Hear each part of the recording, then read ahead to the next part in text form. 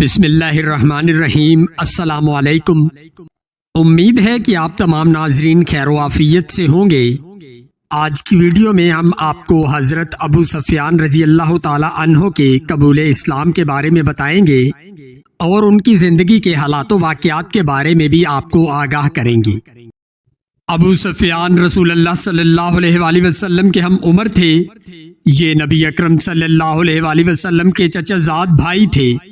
اس طرح ان کا باپ حارث اور رسول اللہ صلی اللہ علیہ وآلہ وسلم کے والد عبداللہ دونوں حقیقی بھائی تھے، اور عبد المطلب کی اولاد میں ان دونوں کو نمایاں حیثیت حاصل تھی، اور یہ نبی اکرم صلی اللہ علیہ وآلہ وسلم کے رضائی بھائی بھی تھے۔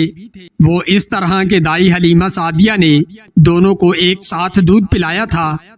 حضور نبی کریم صلی اللہ علیہ وآلہ وسلم کو نبوت ملنے سے پہلے یہ آپ کے بڑے گہرے دوست تھے۔ شکل و شہابت بھی آپ سے ملتی جلتی تھی۔ آپ نے ایسی قرابت داری دیکھی اور نہ سنی ہوگی جو ابو سفیان بن حارث اور رسول اللہ صلی اللہ علیہ وآلہ وسلم کے درمیان پائی جاتی تھی۔ اس پس منظر میں غالب امکان یہی ہونا چاہیے تھا کہ سب سے پہلے رسول اللہ صلی اللہ علیہ وآلہ وسلم کی دعوت پر لبیک کہتے ہوئے آپ کی اطاعت قبول کر لیتے، لیکن انہوں نے بالکل اس کے برعکس طرز عمل اختیار کیا۔ جب رسول اللہ صلی اللہ علیہ وآلہ وسلم نے سب سے پہلے اپنے خاندان کے سامنے دین کی دعوت پیش کی، آخرت سے انہیں ڈرانا شروع کیا، تو ابو سفیان بن حارث کے دل میں کینہ اور بغض کی آگ بھڑک اٹھی۔ جب کبھی قریش نے رسول اللہ صلی اللہ علیہ وآلہ وسلم کے مقابلے میں آنے کا ارادہ کیا، موقع کو غنیمت جانتے ہوئے ابو سفیان نے جلتی پر تیل ڈالنے کا مظاہرہ کرتے ہوئے لڑائی کی آگ کو بھڑکایا۔ جب کبھی قریش نے مسلمانوں کو کسی اذیت میں مبتلا کیا، ابو سفیان نے اس میں بڑھ چڑھ کر حصہ ڈالا۔ ایک دفعہ ابو سفیان کے زمانہ جاہلیت کے شاعرانہ ذہن نے اسے اس بات پر اکسایا کہ وہ رسول اللہ صلی اللہ علیہ وآلہ وسلم کے خلاف ہرزہ سرائی کرے، لہٰذا اس نے آپ کے ہجوم میں نہایت ہی بےہودہ قسم کے شعر کہے۔ ابو سفیان کی رسول اللہ صلی اللہ علیہ وآلہ وسلم کے ساتھ عداوت کا دور 20 سال پر محیط ہے۔ اس دوران آپ کو تکلیف پہنچانے کے لیے اس نے ہر حربہ استعمال کیا اور مسلمانوں کو تکلیف پہنچانے میں کوئی کسر نہ رکھی۔ فتح مکہ سے تھوڑا ہی عرصہ پہلے ابو سفیان کی طرف خط لکھا گیا اور اس میں اسلام قبول کرنے کی دعوت دی گئی۔ ابو سفیان بیان کرتے ہیں کہ جب دین اسلام مستحکم ہو گیا اور اس نے لوگوں کے دلوں میں جگہ بنا لی، رسول اللہ صلی اللہ علیہ وآلہ وسلم کی مکہ مکرمہ پر چڑھائی کی خبر عام پھیل گئی، تو مجھ پر زمین اپنی کشادگی کے باوجود تنگ ہو گئی۔ میں نے سوچا اب میں کہاں جاؤں گا، کس کا ساتھ اختیار کروں گا؟ پھر میں اپنے بیوی بچوں کے پاس آیا، ان سے کہا مکہ سے بھاگ نکلنے کے لیے فوراً تیار ہو جاؤ۔ محمد اپنے لشکر کے ساتھ عنقریب فاتحانہ انداز میں مکہ معظمہ میں داخل ہو رہے ہیں۔ مسلمانوں نے آ کر مجھے پکڑ لیا تو یقیناً وہ مجھے قتل کر دیں گے۔ اہل خانہ نے میری باتیں غور سے سن کر کہا، کیا آپ نہیں دیکھ رہے کہ عرب و عجم نے حضرت محمد صلی اللہ علیہ وآلہ وسلم کی اطاعت قبول کر لی ہے اور ان کے دین کو قبول کر لیا ہے؟ ایک آپ ہیں کہ اپنی عداوت، ضد اور ہٹ درمی پر ڈٹے ہوئے ہیں، حالانکہ نبوت سے پہلے آپ ان کے غم گسار اور معاون تھے۔ اہل خانہ مسلسل دین محمد کی طرف رغبت دلاتے رہے، یہاں تک کہ اللہ نے اسلام کے لیے میرا سینہ کھول دیا۔ میں وہاں سے اٹھا اور اپنے غلام سے کہا، میری اونٹنی اور گھوڑا تیار کر دو۔ میں نے اپنے بیٹے جعفر کو ہمراہ لیا اور ہم تیز رفتاری سے ابوا بستی کی جانب چل نکلے۔ یہ بستی مکہ اور مدینہ کے درمیان واقع تھی۔ مجھے یہ بتایا گیا کہ حضرت محمد صلی اللہ علیہ وآلہ وسلم نے اسی بستی میں پڑاؤ کیا ہے۔ جب میں بستی کے قریب پہنچا تو میں نے اپنا بھیس بدل لیا تاکہ کوئی مجھے پہچان نہ سکے۔ میرے جی میں آیا کہ اگر کسی نے مجھے پہچان لیا تو رسول اللہ صلی اللہ علیہ وآلہ وسلم کے پاس پہنچنے سے پہلے ہی قتل کر دیا جاؤں گا۔ ابھی ابوا بستی 1 میل دور تھی کہ میں نے پیدل چلنا شروع کر دیا۔ مسلمانوں کے قافلے مکہ مکرمہ کی طرف رواں دواں تھے۔ میں نے ان سے ڈرتے ہوئے راستہ بدل لیا تاکہ کوئی مجھے پہچان نہ لے۔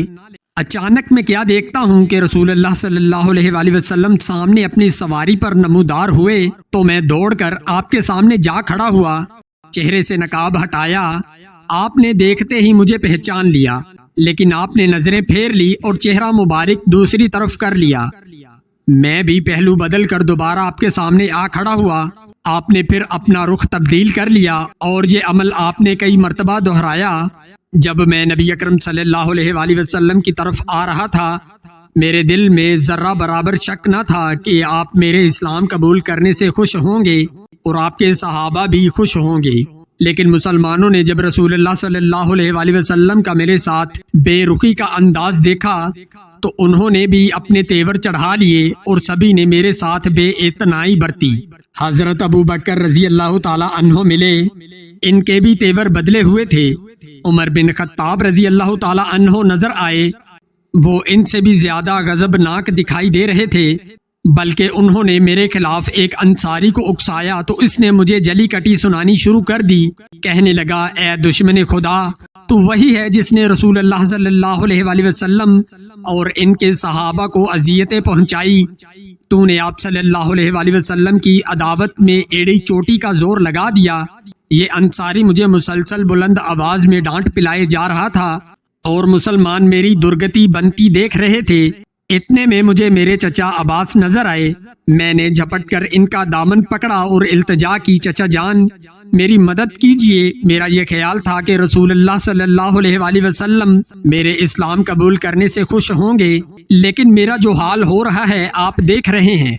آپ ہی ان سے سفارش کریں کہ عذرا کرم مجھے معاف کر دیں۔ میری التجا سن کر چچا عباس بولے، باخدا میں تو کسی مناسب وقت پر ہی رسول اللہ صلی اللہ علیہ وآلہ وسلم سے بات کر سکوں گا، کیونکہ میں نے بچشم خود دیکھا ہے کہ حضور تم سے بہت زیادہ دل برداشتہ ہیں۔ سچی بات ہے، میرے دل پر ان کا بہت زیادہ روب و دبدبا ہے۔ میں نے عرض کی، چچا جان آپ نے میری مدد نہ کی تو میرا کیا بنے گا؟ میں کہاں سر چھپاؤں؟ وہ بولے، میں کچھ نہیں کر سکتا۔ چچا جان کی یہ بے رخی دیکھ کر کچھ نہ پوچھئے کہ مجھ پر کیا بیتی۔ میں غم کے مارے نڈھال ہو گیا۔ تھوڑی ہی دیر بعد مجھے میرے چچا زاد بھائی علی بن ابی طالب رضی اللہ تعالی عنہ دکھائی دیے۔ میں نے ان سے کہا، آپ ہی اس مشکل وقت میں میرا ساتھ دیں، میری مدد کریں، یہاں کوئی بھی میری سننے والا نہیں۔ تو انہوں نے بھی مجھے چچا عباس جیسا جواب دیا۔ میں دوبارہ چچا عباس کی طرف پلٹا اور عرض کی، چچا جان اگر آپ یہ نہیں کر سکتے کہ رسول اللہ صلی اللہ علیہ وآلہ وسلم کا دل مجھ پر نرم ہو جائے، کم از کم اس انصاری کو روک دیں جو مجھے کافی دیر سے سنائے جا رہا ہے اور لوگوں کو میرے خلاف بھڑکا رہا ہے۔ انہوں نے پوچھا، وہ کون ہے؟ میں نے بتایا، نعمان بن حارث بخاری ہے۔ چچا جان نے اس کی طرف پیغام بھیجا اور کہا، دیکھو نعمان، یہ ابو سفیان رسول اللہ صلی اللہ علیہ وآلہ وسلم کا چچا زاد بھائی ہے اور میرے حقیقی بھائی کا لختے جگر ہے۔ اگر آج آپ صلی اللہ علیہ وآلہ وسلم اس پر ناراض ہیں تو کل راضی ہو جائیں گے۔ آپ اس کے خلاف اپنی زبان بند کریں۔ چچا جان کی بات سن کر وہ مجھے برا بلا کہنے سے باز آ گیا۔ جب رسول اللہ صلی اللہ علیہ وآلہ وسلم حجفہ مقام پر پہنچے، خیمے نصب کر دیے گئے، آپ اپنے خیمے میں داخل ہوئے۔ میں انتہائی عاجزی اور انکساری کے ساتھ باہر خیمے کی دہلیز پر بیٹھ گیا۔ میرے پاس میرا بیٹا جعفر کھڑا رہا۔ خیمے سے نکلتے ہوئے جب آپ صلی اللہ علیہ وآلہ وسلم نے مجھے دیکھا، نفرت کا اظہار کرتے ہوئے اپنا روئے مبارک دوسری طرف کر لیا، لیکن میں نے ہمت نہ ہاری، مسلسل آپ کو راضی کرنے کے لیے کوشاں رہا۔ راستے میں جہاں بھی آپ پڑاؤ کرتے، میں آپ کے خیمے کے باہر مسکین بن کر بیٹھ جاتا اور میرا بیٹا جعفر میرے پاس کھڑا رہتا۔ آپ جو ہی مجھے دیکھتے نفرت سے چہرہ انور دوسری طرف پھیر لیتے۔ یہ سلسلہ کافی عرصے تک جاری رہا۔ جب میرے لیے عرصہ حیات تنگ ہو گیا، میں نے اپنی بیوی سے کہا، باخدا یا تو رسول اللہ صلی اللہ علیہ وآلہ وسلم مجھ پر راضی ہو جائیں گے، ورنہ میں اور میرا بیٹا اوندے منہ زمین پر بھوکے پیاسے لیٹے رہیں گے یہاں تک کہ ہماری موت واقعہ ہو جائے گی۔ جب میری یہ حالت رسول اللہ صلی اللہ علیہ وآلہ وسلم کو معلوم ہوئی، آپ کے دل میں رکت پیدا ہوئی۔ آپ اپنے خیمے سے باہر آئے، مجھے شفقت بھرے انداز سے دیکھا۔ میرے جی میں آیا کاش کہ آپ مسکرا دیں۔ رسول اللہ صلی اللہ علیہ وآلہ وسلم مکہ معظمہ میں فاتحانہ انداز میں داخل ہوئے۔ جب آپ بیت اللہ کی طرف چلے، میں بھی آپ کے آگے آگے دوڑتا ہوا چلا۔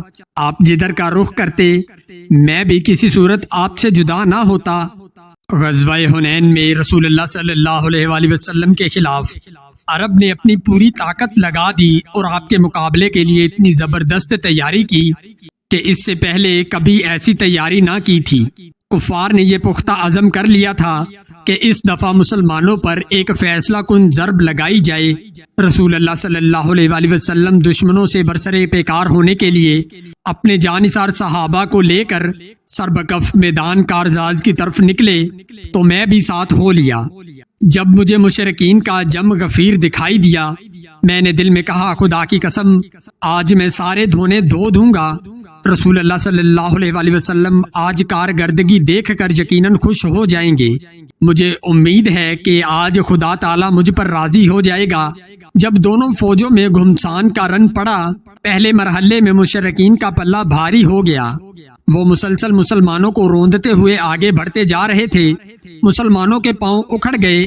قریب تھا کہ یہ شکست فاش سے دو چار ہوتے۔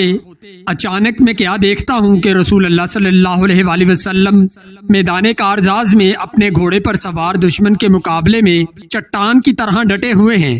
آپ اپنی تلوار سے شیر کی مانند اپنا بھی دفاع کر رہے ہیں اور صحابہ کا بھی۔ اس نازک موقع میں نے اپنے گھوڑے سے چھلانگ لگا دی۔ میں نے اپنی تلوار کی نیام کو توڑ دیا اور سربکف میدان میں نکل آیا۔ آج میری دلی تمنا یہ تھی کہ رسول اللہ صلی اللہ علیہ وآلہ وسلم کی حفاظت کرتے ہوئے میں قربان ہو جاؤں۔ چچا عباس نے رسول اللہ صلی اللہ علیہ وآلہ وسلم کے گھوڑے کی لگام تھام رکھی تھی اور یہ آپ کے دائیں طرف کھڑے تھے۔ میں نے حضور صلی اللہ علیہ وآلہ وسلم کی بائیں طرف مورچہ تھام لیا۔ میرے دائیں ہاتھ میں تلوار تھی جس سے میں رسول اللہ صلی اللہ علیہ وآلہ وسلم کا دفاع کر رہا تھا، اور بائیں ہاتھ سے میں نے آپ کے گھوڑے کی لگام کو تھام رکھا تھا۔ جب رسول اللہ صلی اللہ علیہ وآلہ وسلم نے مجھے جھپٹتے ہوئے دیکھا تو چچا عباس سے پوچھا یہ کون ہے؟ انہوں نے بتایا حضور یہ آپ کا چچا زاد بھائی ابو سفیان ہے، آج آپ اسے معاف کر دیں، اس پر راضی ہو جائیں۔ یہ سن کر حضور صلی اللہ علیہ وآلہ وسلم نے ارشاد فرمایا آج میں اس پر راضی ہوں، اور ساتھ ہی یہ دعا کی الہی اسے ہر وہ عداوت معاف کر دے جو اس نے میرے ساتھ روا رکھی۔ رسول اللہ صلی اللہ علیہ وآلہ وسلم کی رضا کو دیکھ کر میرا دل خوشی سے اچھل پڑا۔ میں نے رکاب میں آپ کے پاؤں کو بوسہ دیا۔ آپ صلی اللہ علیہ وآلہ وسلم میری طرف متوجہ ہوئے اور ارشاد فرمایا میرے بھائی آگے بڑھو، دشمن کو تہے تیغ کرو۔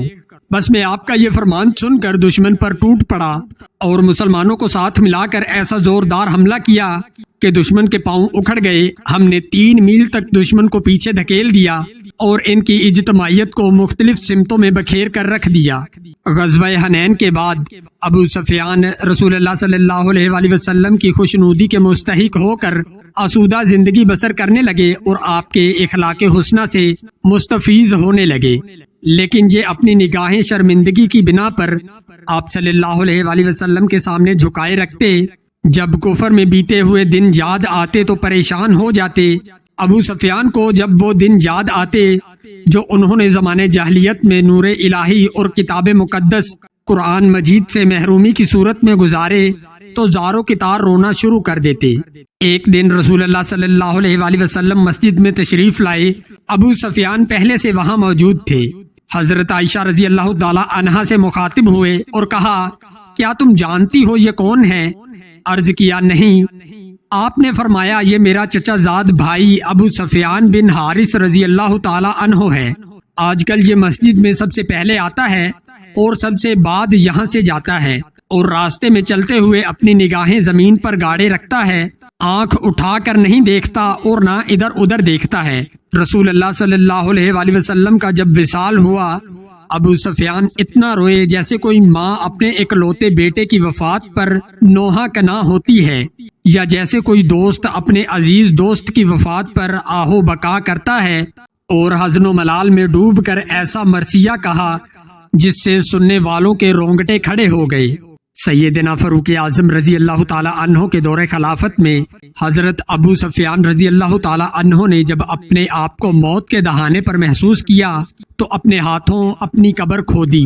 قبر کو کھودے ابھی 3 دن ہی ہوئے تھے کہ موت کا وقت آ گیا۔ یوں معلوم ہوا جیسے کہ انہیں اپنی موت کا پہلے سے پتا تھا۔ یہ اپنی بیوی اور بچوں اور دیگر افراد سے مخاطب ہو کر فرمانے لگے مجھ پر رونا نہیں ہوگا، الحمدللہ جب سے میں نے اسلام قبول کیا ہے اللہ کے فضل و کرم سے کسی گناہ کا ارتکاب نہیں کیا۔ بس اس جملے کا ادا کرنا ہی تھا کہ ان کی پاکیزہ روح قفس عنصری سے پرواز کر گئی۔